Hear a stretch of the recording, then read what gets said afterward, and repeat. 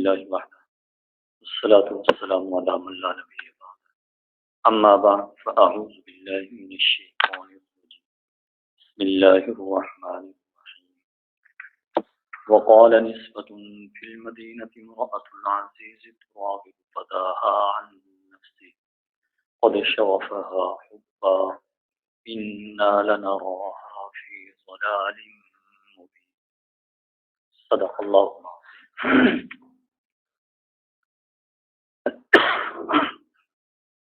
آج ہم اپنے درس قرآن کا آغاز سورہ یوسف کی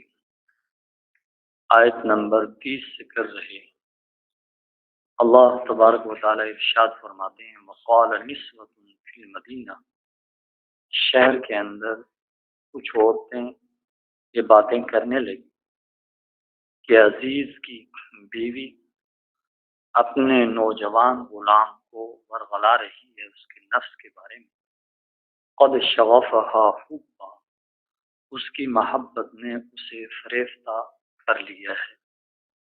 انا لنراها فی ضلال مبین، یقیناً ہمارے خیال کے اندر تو وہ کھلی گمراہی کے اندر مبتلا ہے، ہم اسے کھلی غلطی پر دیکھتے ہیں۔ حضرت یوسف علیہ السلام کا واقعہ چل رہا ہے۔ حضرت یوسف علیہ السلام کو زلیخا نے بہکانے کی کوشش کی، ورغلانے کی کوشش کی۔ حضرت یوسف علیہ السلام اللہ کے پیغمبر تھے، اللہ کے نبی تھے، رسول تھے، تو اس لیے اللہ تبارک و تعالیٰ نے انہیں محفوظ فرمایا۔ تو یہ بات شہر کے اندر پھیل گئی، مصر کے اندر پھیل گئی۔ مصر کی عورتوں نے اس بات کا چرچا شروع کر دیا، اس بات کو کہنا شروع کر دیا کہ دیکھو عزیز کی جو بیوی ہے وہ اپنے ہی غلام کو ورغلا رہی ہے اور اسی پر فریفتہ ہو رہی ہے، اور اس کی محبت اس کے دل کے اندر گھر کر گئی ہے، اس کی محبت نے اسے فریفتہ کر لیا ہے۔ تو کہنے لگی انا لنراها فی ضلال مبین، ہمارا خیال تو یہ ہے کہ وہ کھلی غلطی کے اندر ہے، کھلی گمراہی کے اندر ہے، ہم اسے دیکھتے ہیں۔ اس سے ایک بات تو یہ معلوم ہوئی کہ انسان کی عادت ہے تجسس کی، توہ لگانے کی کسی بات کی۔ تو یہ انسان کی فطرت کے اندر داخل ہے کہ کوئی بات ہو، کوئی معاملہ ہو تو انسان اس کی توہ لگاتا ہے اور اس کی تحقیق تجسس کے اندر پڑ جاتا ہے۔ دوسری بات یہ معلوم ہوئی کہ جو برائی کی بات ہوتی ہے وہ بہت جلد پھیل جایا کرتی ہے، اور خاص طور پر جب خبر ایسی ہو کہ جس کا پتہ کسی عورت کو چل جائے تو پھر اس خبر کا پھیلنا مشکل نہیں۔ جیسے کہ کہا جاتا ہے کہ جب کسی خبر کو عام کرنا ہو، پھیلانا ہو، تو بس عورت کو بتا دیا جائے تو اس کے ذریعے سے وہ خبر خود بخود پھیل جائے گی، اور ساتھ یہ بھی کہہ دیا جائے کہ یہ بات راز کے اندر رکھنی ہے، یہ بات کسی کو بتانی نہیں۔ تو عورت کی یہ فطرت اور عادت ہے کہ اس کو چونکہ وہ بات ہضم ہوتی نہیں، تو اس لیے وہ دوسری عورت کو بتاتی ہے اور ساتھ اسے بھی یہ کہہ دیتی ہے اور تاکید کر دیتی ہے کہ یہ بات آگے کسی کو بتانی نہیں۔ پھر وہ اگلی عورت کو بتا دیتی ہے، تو اسی طرح بات جو ہے وہ نکل جاتی ہے اور پھیل جاتی ہے۔ یہاں بھی معاملہ ایسے ہی تھا کہ عورتوں نے اس بات کو پھیلایا، عورتوں تک یہ بات پہنچی، تو انہوں نے کہا کہ عزیز کی بیوی اپنے ہی غلام یعنی حضرت یوسف علیہ السلام کو ورغلا رہی ہے اس کے نفس کے بارے میں۔ کہنے لگی قد شغفها حبا، اس کی محبت نے اس کے دل کے اندر گھر کر لیا ہے۔ انا لنراها فی ضلال مبین، ہم تو اس کو کھلی غلطی پر دیکھتی ہیں۔ دیکھیں، ایک طرف یہ مصر کی عورتیں ہیں اور دوسری طرف اللہ کے نبی حضرت یوسف علیہ السلام جو پاک دامن ہیں اور با حیا ہیں، حیا والے نبی ہیں۔ فلما سمعت بمکرہن، جب زلیخا نے ان عورتوں کے اس مکر کی بات کو سنا، ارسلت الیہن، تو ان کی طرف بلاوا بھیجا، پیغام بھیجا، گھر بلوایا، وَأَعْتَدَتْ لَهُنَّ مُتَّكَأً، اور ان کے لیے ایک اونچی نشست تیار کی، وَآتَتْ كُلَّ وَاحِدَةٍ مِّنْهُنَّ سِكِّينًا، اور ان میں سے ہر ایک کو چاقو بھی دیا، وَقَالَتِ اخْرُجْ عَلَيْهِنَّ، اور یوسف علیہ السلام سے زلیخا نے کہا کہ ان کے سامنے نکل آئی۔ زلیخا کو جس وقت مصر کی عورتوں نے تانا دیا اور ملامت کی کہ اپنے ہی غلام پہ فریفتہ ہو گئی، اتنی بڑی عورت ہو کر، عزیز کی بیوی ہو کر، تو حضرت یوسف علیہ السلام کے بارے میں جو یہ معاملہ تھا، تو زلیخا نے پھر ان عورتوں کو پیغام بھیجا جنہوں نے یہ تانے دیے تھے، یہ باتیں کی تھی، اور ان کو بلوایا، ایک اونچی نشست، اونچی جگہ تیار کرائی بیٹھنے کے لیے، اور ان کے سامنے کھانا لگایا گیا، اور اس کے اندر پھل بھی تھے، تو کیل کانٹے اور چاقو وغیرہ بھی ساتھ رکھے گئے تاکہ پھلوں کو کاٹنے کی ضرورت پیش آئے گی۔ اور جب یہ سارا معاملہ ہو گیا تو اس کے بعد حضرت یوسف علیہ السلام کو بلوایا، حضرت یوسف علیہ السلام کو حکم دیا کہ ان کے سامنے نکل آئیں۔ اور دیکھیں مصر کا زمانہ اور مصر کا معاشرہ، اس کو سمجھنے کے لیے آج اگر ہم اپنے مغربی معاشرے کو سمجھ لیں تو اس سے مصر کا جو معاشرہ ہے وہ ہمیں سمجھ کے اندر آ سکتا ہے کہ اس زمانے کے اندر مصر کے اندر عورتوں کا مردوں کو اپنی طرف مائل کرنا اور یہ بات کرنا اور ان سے ایسے تعلقات رکھنا، یہ ان کے ہاں کوئی معیوب نہیں تھا، جیسا کہ آج مغرب کے اندر یہی چیزیں ہیں کہ عورت جو ہے وہ مرد کو اپنی طرف برائی کی دعوت دے اور اپنی طرف بلائے، ان کے ہاں یہ کوئی معیوب نہیں سمجھا جاتا۔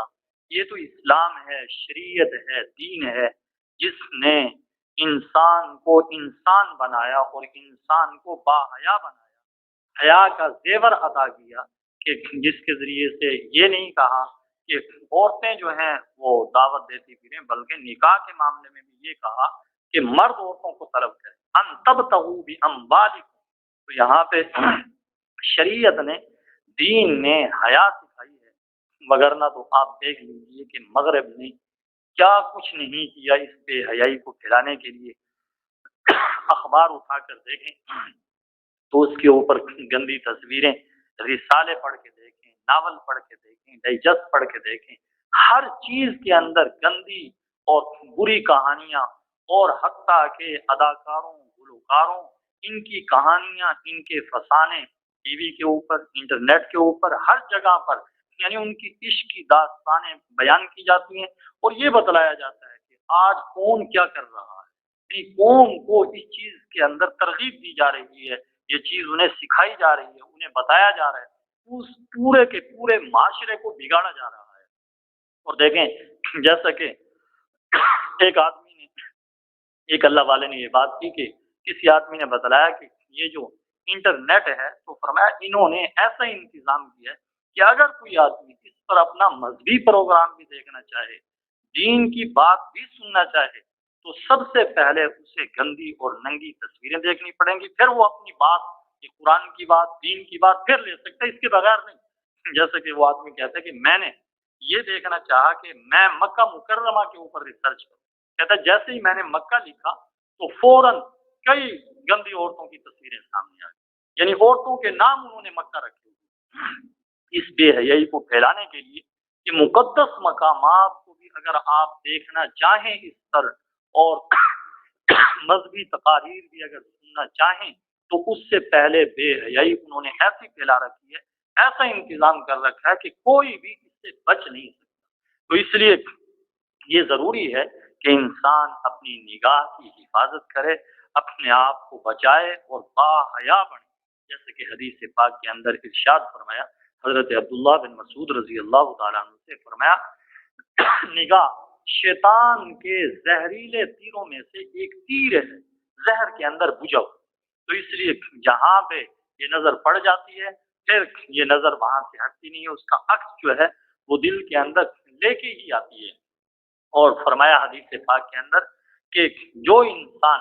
اپنی نگاہ کی حفاظت کر لے، نامحرم کو دیکھ کر اپنی نگاہ کو جھکا لے، حدیث پاک کے اندر آتا ہے کہ اللہ تبارک و تعالیٰ اسے ایمان کی مٹھاس، ایمان کی چاشنی نصیب فرمائیں گے۔ اور فرمایا حدیث پاک کے اندر کہ 3 آنکھیں ایسی ہیں جو کل قیامت کے دن نہیں روئیں،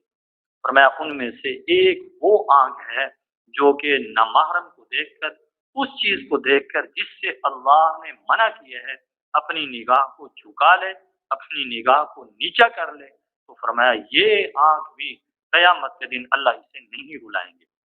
اور دوسری وہ آنکھ ہے جو اللہ کے خوف سے روئی ہو دنیا کے اندر، اور تیسری وہ آنکھ ہے جو کہ اللہ کے رستے میں پہرا دیتے ہوئے جاگی، دین کے لیے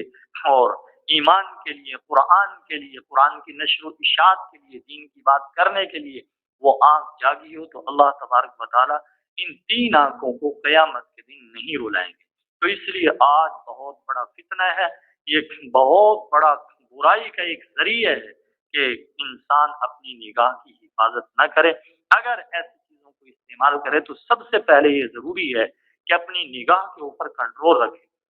ابھی مفتی تقی عثمانی صاحب دامت برکاتہ العالیہ نے ابھی یہ بات کی ہے، انہوں نے فرمایا کہ اگر کوئی آدمی ٹچ موبائل استعمال کرتا ہے لیکن وہ اپنی نگاہ پر اسے کنٹرول نہیں،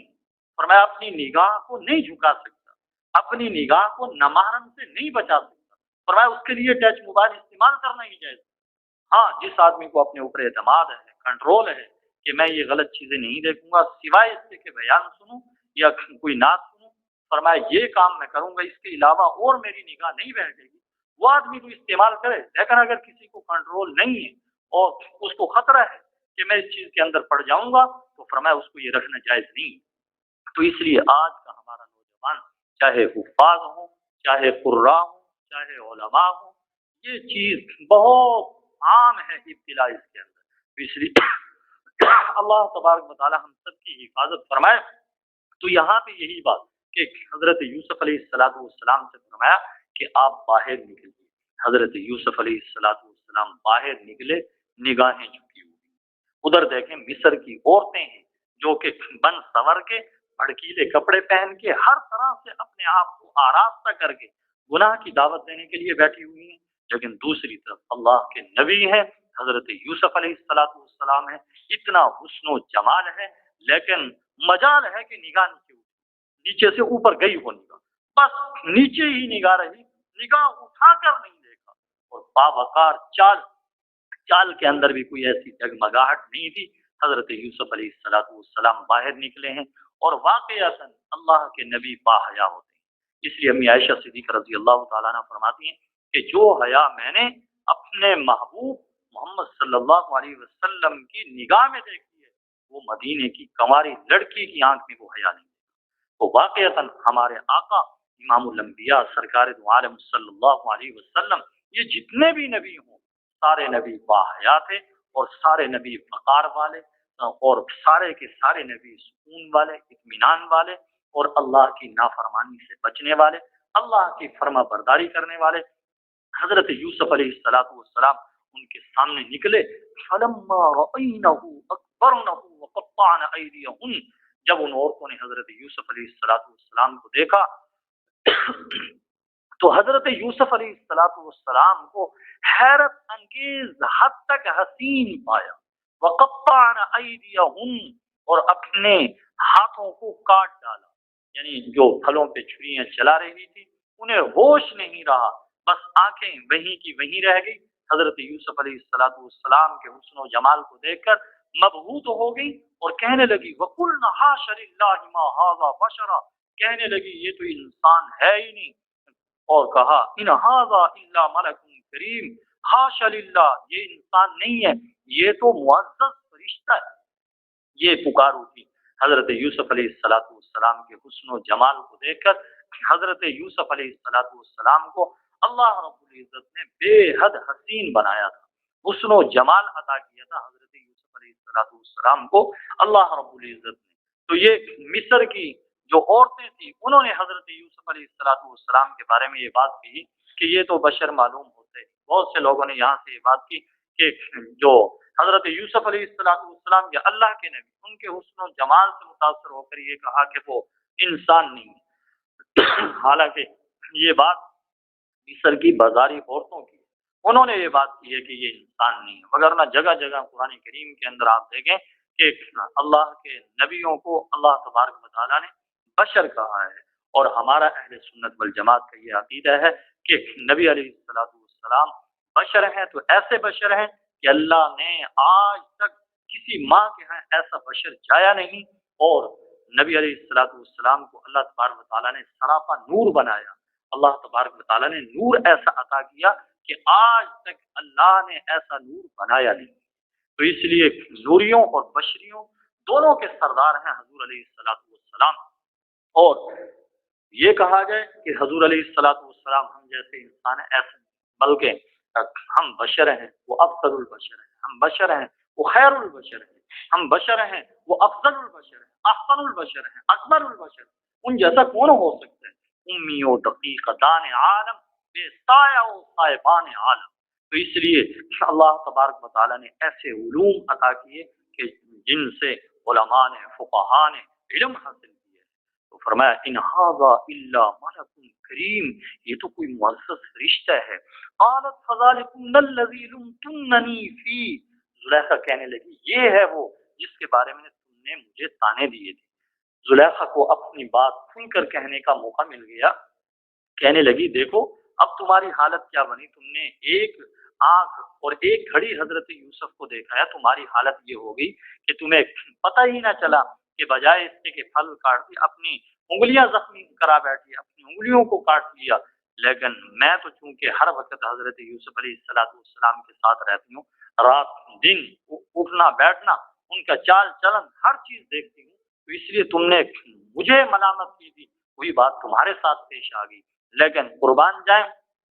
حضور علیہ السلام کے دیوانوں پروانوں مستانوں پر کہ حضرت یوسف علیہ السلام کو دیکھنے والیوں نے تو اپنی انگلیاں کٹا ڈالی، اور امی عائشہ صدیقہ رضی اللہ تعالیٰ عنہ فرماتی ہیں میرے محبوب محمد صلی اللہ علیہ وسلم کو دیکھنے والوں نے اپنی گردنیں کٹا ڈالی۔ اس لیے کہا کسی کہنے والے نے کہ یوسف نو ویکھیا تے انگلیاں کٹیاں، آقا دے دیوانے نے جانا وار کٹی۔ تو بہرحال نبی علیہ السلام کو اللہ تبارک و تعالیٰ نے حسن و جمال عطا فرمایا۔ سارے نبی حسین ہوتے ہیں، سارے نبی جمیل ہوتے ہیں، سارے نبی خوبصورت ہوتے ہیں، سارے نبی باحیا ہوتے ہیں، سارے نبی کردار والے ہوتے ہیں، سارے نبی اخلاق والے ہوتے ہیں۔ کس کس صفت کا تذکرہ کیا جائے، ہر صفت، ہر وصف اللہ تبارک و تعالیٰ نے بدرجہ اتم اپنے انبیاء علیہ السلام کو عطا کر دیا۔ فرمایا وَلَقَدْ رَاوَدتُّهُ عَن نَفْسِهِ فَاسْتَعْصَمَ، زلیخا کہنے لگی میں نے ہی اس کو اس کے نفس کے بارے میں بہکایا تھا، بس یہ بچ نکلا، یعنی اعتراف کر لیا کہ واقعتاً میں نے اس پر دورے ڈالے تھے، یوسف علیہ السلام کا قصور نہیں ہے، لیکن یہ بچ نکلے۔ وَلَئِن لَّمْ يَفْعَلْ مَا آمُرُهُ، اگر انہوں نے وہ کام نہ کیا جس کا میں انہیں حکم دے رہی ہوں، لَيُسْجَنَنَّ، تو انہیں قید کیا جائے گا اور یہ ذلیل ہونے والوں میں سے ہو جائیں۔ اب دھمکیوں کے اتر آئی اور کہنے لگی کہ جس بات کا میں یوسف علیہ السلام کو کہہ رہی ہوں، اگر یوسف علیہ السلام نے یہ کام نہ کیا تو یوسف علیہ السلام کو قید کر دیا جائے گا یا ذلیل کیا جائے گا یوسف علیہ السلام کو، کہ عزت ہم نے دی ہے، کہنے لگی ہم عزت دینے والے ہیں تو ہم ذلیل بھی کر سکتے ہیں۔ کہنے لگی کہ یہ میں جس چیز کی طرف بلا رہی ہوں یہ اس کی طرف تو دیکھتے ہی نہیں ہے، معلوم یہ ہوتا ہے کہ ان کا دل کہیں اور لگا ہوا ہے۔ واقعتاً حضرت یوسف علیہ السلام کا دل کہیں اور لگا ہوا تھا، اور وہ کون ہے؟ وہ اللہ ہے۔ حضرت یوسف علیہ السلام کے دل میں اللہ سمائے ہوئے تھے۔ تو فرمایا قال رب السجن احب الی مما يدعوننی الیہ، حضرت یوسف علیہ السلام نے جب دیکھا کہ مصر کی ساری بازاری عورتوں اور زلیخا ان سب کے درمیان گھرے ہوئے ہیں اور وہ انہیں اپنی طرف مائل کرنے کی کوشش کر رہی ہیں، دعوت دے رہی ہیں، یوسف علیہ السلام نے اللہ سے تعلق بنایا، اللہ کے سامنے ہاتھ اٹھا دیے، قال رب السجن احب الی مما यदऊननी इलैहि, फरमाने लगे اے میرے रब قید خانہ مجھے محبوب ہے اس چیز سے جس کی طرف یہ مجھے دعوت دے رہی ہے۔ حضرت یوسف علیہ السلام نے اللہ رب العزت سے دعا کی، اے اللہ جس برائی کی یہ مجھے دعوت دے رہی ہیں میں اس برائی میں تو مبتلا نہیں ہوں گا، اگر اس کے بدلے میں مجھے قید کر دیں گے تو میں قید خانے میں چلا جاؤں گا، مصیبت میں تو گرفتار ہو جاؤں گا لیکن تیری معصیت تیری نافرمانی نہیں۔ اس لیے انسان مصیبت میں مبتلا ہو جائے لیکن معصیت میں انسان مبتلا نہ ہو، گناہ کے اندر مبتلا نہ ہو، تو یہ یوسف علیہ السلام نے فرمایا۔ اور احبو یہ اس میں تفضیل کا صیغہ ہے، اس کا معنی یہاں زیادتی والا نہیں ہے، پھر تو اس کا مطلب یہ ہو جائے گا کہ جس چیز کی طرف وہ دعوت دے رہی ہیں وہ بھی ٹھیک ہے لیکن قید خانہ اس سے زیادہ محبوب ہے، یہ مطلب غلط ہو جائے گا۔ تو اس لیے اس کے اندر اس میں تفضیل والا معنی زیادتی والا معنی نہیں ہے، بس اس کا مطلب یہ ہے کہ اے اللہ دو چیزیں، ایک تو یہ کہ یہ برائی کی دعوت دے رہی ہے، دوسرا یہ کہ قید خانہ، فرمایا میں قید خانے میں چلا جاؤں گا کیونکہ برائی تو کرنی ہے۔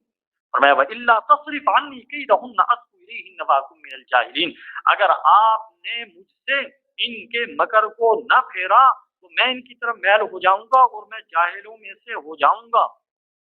یہ حضرت یوسف علیہ السلام نے اپنی عاجزی کا اظہار کیا، اپنے تقوی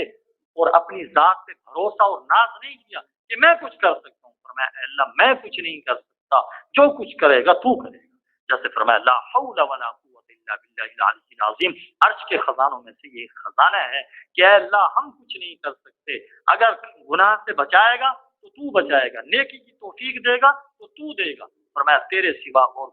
کوئی بھی کچھ نہیں کر سکتا۔ اس لیے بہت سے لوگ یوں کہا کرتے ہیں کہ اگر ہم پر مصیبت آ گئی، تکلیف آ گئی، ہم قید میں چلے جائیں گے، ہم فلاں چیز کو برداشت کر لیں گے، فلاں چیز کو برداشت کر لیں گے، یہ نوجوانوں کی باتیں ہیں، ایسے انسان کو نہیں کہنا چاہیے، بڑے بول نہیں بولنے چاہیے، بلکہ اللہ کے سامنے عاجزی کا اظہار کرنا چاہیے کہ اللہ ہم کچھ بھی نہیں کر سکتے۔ جیسا کہ وہ مولانا سرفراز خان صفدر رحمۃ اللہ علیہ انہوں نے یہ واقعہ لکھا کہ جب ختم نبوت کا مسئلہ آیا تو قید ہو گئے، قید خانے کے اندر چلے گئے، تو ایک عالم صاحب جو بظاہر اپنے آپ کو نبی کا عاشق کہتا تھا وہ بھی ہمارے ساتھ قید تھا، تو فرمایا جب قید خانے میں پہنچے ختم نبوت کی وجہ سے، پھر اللہ سے دعائیں کر رہا ہوں اللہ مجھے یہاں سے نکال دے، اے اللہ تو نے تو آدم کو بھی جنت سے نکال دیا تھا، مجھے جیل سے نہیں نکال سکتا، تو ایسی باتیں پھر ہوتی ہیں۔ تو اس لیے انسان کو پہلے ہی اللہ سے ڈرنا چاہیے، عاجزی اور عافیت کا سوال کرنا چاہیے، جیسے کہ ایک حدیث پاک کے اندر آتا ہے کہ ایک روایت کے اندر آتا ہے کہ اگر یوسف علیہ السلام ہم سے عافیت کا سوال کرتے تو ہم انہیں عافیت دے دیتے۔ بہرحال فرمایا فاستجاب له ربه، ان کے رب نے ان کی دعا کو قبول کیا، فصرف عنه کیدہن، ان سے ان عورتوں کے مکر کو پھیر دیا، انہ هو السمیع العلیم، یقیناً وہ سننے والا، سب کی سننے والا اور سب کی نیتوں کو جاننے والا ہے۔ فرمایا آخر کے اندر کوئی یہ نہ سمجھے کہ یوسف علیہ السلام کی دعا کو تو اللہ نے قبول کر لیا، دوسروں کی دعا کو قبول نہیں کریں گے، فرمایا نہیں، اللہ سب کی سنتا ہے اور فرمایا سب کی نیتوں کو جانتا ہے، اس لیے جو بھی اللہ سے مانگے گا اللہ سب کی دعاؤں کو قبول کرے گا۔ ثم بدا لهم من بعد ما رأوا الآیات لیسجننه حتی حین، فرمایا یوسف علیہ السلام کی برات کی ساری نشانیاں دیکھ لینے کے بعد بھی انہوں نے مناسب یہی سمجھا کہ یوسف علیہ السلام کو کچھ عرصے کے لیے قید کر دیا جائے۔ پتہ چل گیا کہ یوسف علیہ السلام پاک باز ہیں، پاک دامن ہیں اور اس معاملے سے بری ہیں، لیکن اس کے باوجود انہوں نے مناسب یہ سمجھا کہ کچھ عرصے کے لیے یوسف علیہ السلام کو قید کر دیا جائے تاکہ عورتوں کے دلوں کے اندر جو ایک محبت جوش مار رہی ہے وہ بھی ختم ہو جائے گی، اور یہ جو اس واقعے کا چرچا ہو رہا ہے برائی کا یہ بھی کچھ دب جائے گا، اس لیے یوسف علیہ السلام کو قید کیا گیا۔ اللہ تبارک و تعالیٰ سے دعا ہے کہ اللہ رب العزت ہم سب کو صحیح معنی میں حیا نصیب فرمائے، باکردار بنائے اور صحیح معنی میں آقا علیہ السلام کی سنتوں کے اتباع نصیب۔ الحمدللہ رب العالمین، اللہم صلی علی سیدنا محمد وعلی آل سیدنا مولانا محمد وبارک وسلم وصلی علیہ۔ اے اللہ ہم سب سے راضی ہو جا، اپنی رضا مبارک ہم سب کو نصیب فرما، اے اللہ ہم سب کو پریشانیوں سے محفوظ فرما، خاتمہ بالخیر فرما، امت مسلمہ کی خیر فرما۔ اے اللہ یوسف علیہ السلام کو جو آپ نے پاک دامنی عطا کی تھی، اے اللہ اس کا کچھ حصہ، کچھ ذرہ ہمیں بھی نصیب فرما، اے اللہ اس کا کچھ ذرہ ہمیں بھی نصیب فرما، ہمیں با حیا بنا، با کردار بنا، سیرت والا بنا، صحیح معنی میں عمل کرنے والا بنا، با عمل بنا، اے اللہ بدعمل ہونے سے ہم سب کو محفوظ فرما، اے اللہ قرآن کریم کے احکامات پر عمل پیرا ہونے کی توفیق نصیب فرما، ہر واقعے سے نصیحت اور عبرت لینے کی توفیق نصیب فرما۔ وصلی اللہ تعالی علی خیر خلقہ محمد وعلی آلہ واصحابہ واہل بیتہ وذریاتہ اجمعین، آمین آمین۔ جزاک